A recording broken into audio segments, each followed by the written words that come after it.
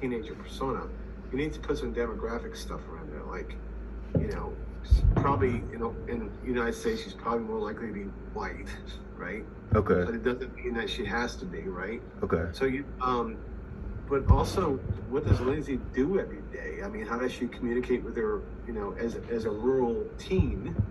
You know, all these little things to make us better understand her worldview, right? And that's what I mean. Like, maybe think about. We talked a lot about her positions.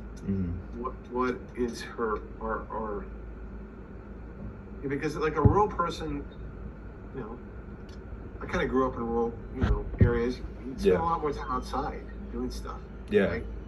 But for Lindsay, I think this is what your point has been. It's like because she's kind of disconnected between a lot more people. Like when a kid grew up in the city, there's probably maybe she spends more time on social media. Yeah. That's kind of the argument. So she's kind of like in her own world. She's on social media because she's 13 to 14 years old.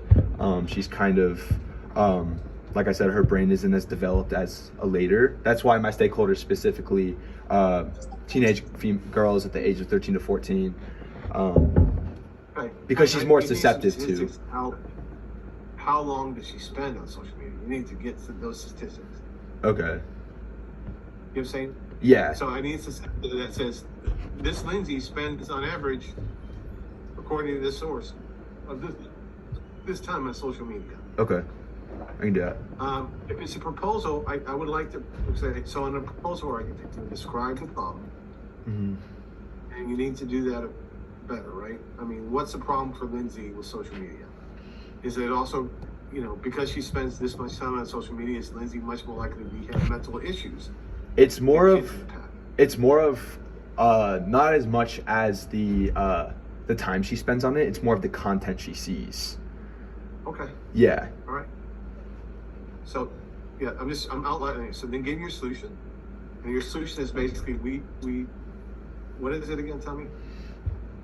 John, what's your solution? So my solution would be what I would say was, so there's like 4 steps. So first off, get off social media until the maturity gap is resolved later on in her teenage years. And she needs to find comfort with her friends and family as opposed to like social media influencers or profiles. So you got like 4 parts. You got 4 parts of the solution. Yeah, kind of. There's like multiple things I say that I found in research that could probably help her just kind of avoid those issues.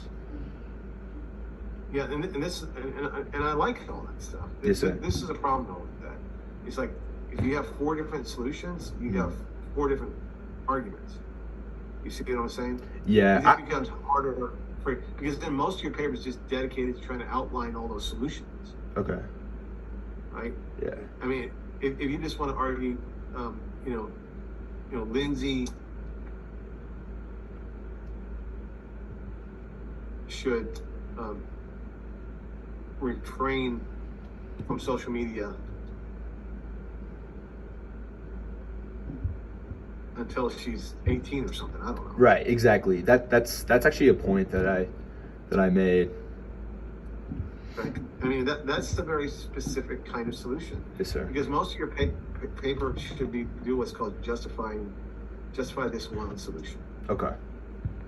And so if she does that, then this is more likely to happen. My guess is she's likely to be happier, right? Right, correct. If this is to happen, she's likely to perhaps make more real connections with people. If this is to happen, she's likely to have less mental health issues. Right? Yeah, and there's some research that I found which is pretty interesting, which actually like supports which is you'll see like in the paper.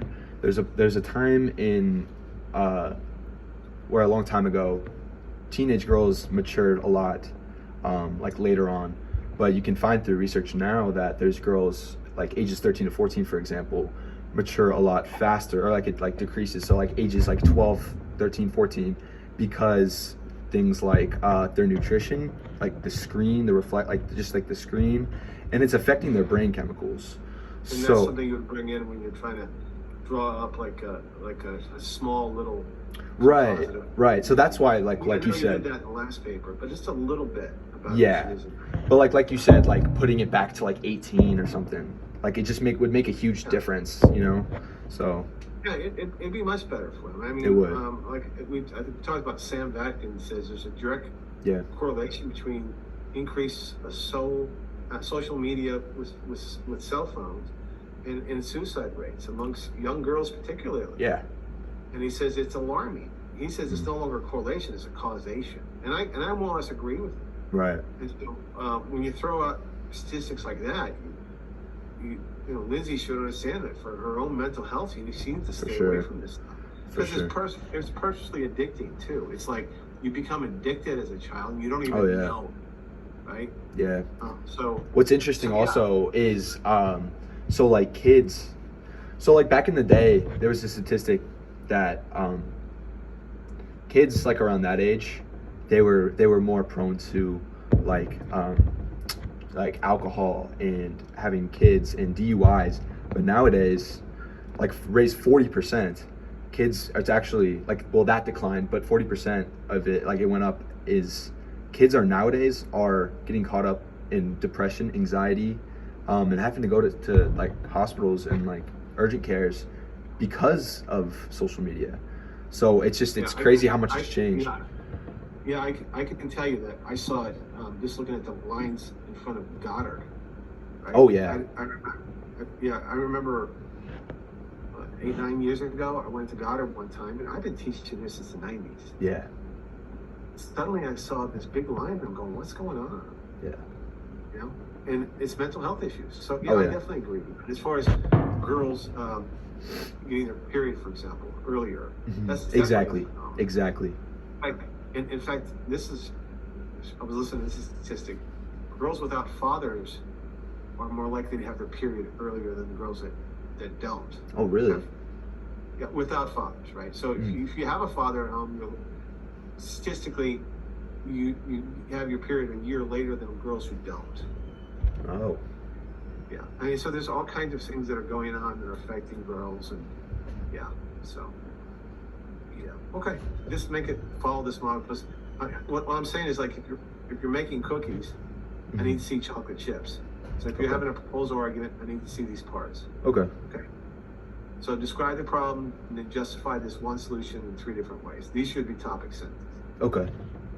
Okay? I mean, Yes, it's sir. an important topic. Yeah.